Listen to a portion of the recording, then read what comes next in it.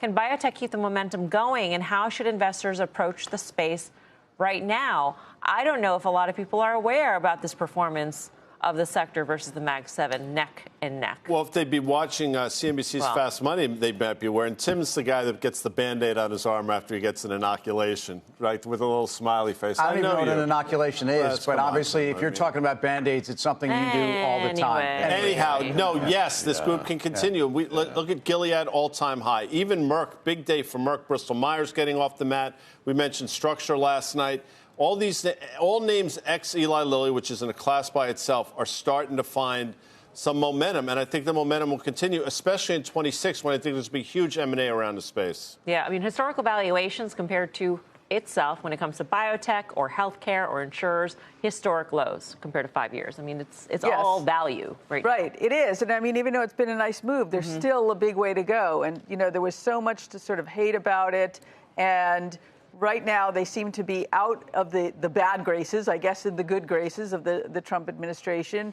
And this rotation kind of looking for where is their value. I mean, Alfred Bourla yesterday was very excited about his business. I mean, there's a lot of momentum that still could come into this space, right? Even though it looks like it's moved a lot. I think if you look at, you know, names with single-digit multiples or low double-digit multiples, still with decent yields, and still, I know some of them we have loss of exclusivity, a lot of issues around the whole space, but still, there's a lot of value there, even if you discount for that. Right. I mean, the forward PE now for healthcare as a group is something like 18, a little less than 18.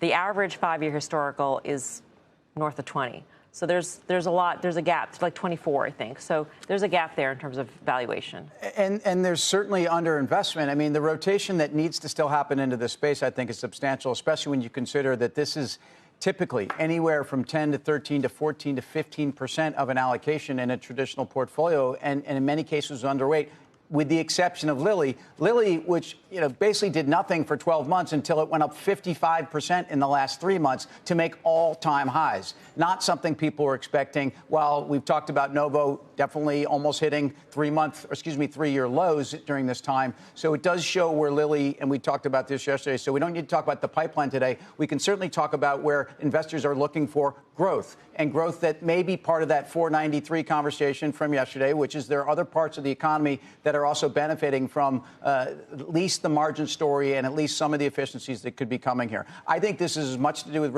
rotation, and that the Trump administration is kind of implicitly, not explicitly, implicitly said pressure's off. United Healthcare, although this has been a volatile ride, also I think the worst is over there. That to me is value territory. That to me is a company that even with the Medicare Advantage concerns, I think we've gotten some sense of what we know at 26 is going to look like. And at this point, that is a valuation I could buy. So I don't think this is just biotech. I think this is healthcare. I think this is pharma, and they're not all the same. I mean, healthcare had one of its biggest inflows in October for years. I mean, in terms of the rotation, Jared Holz of Mizuho said this is one of the largest rotation days that he has seen. And so you piece together what we've seen in terms of the question marks around the AI trade, question marks around CapEx and valuations there. What are we getting for that money?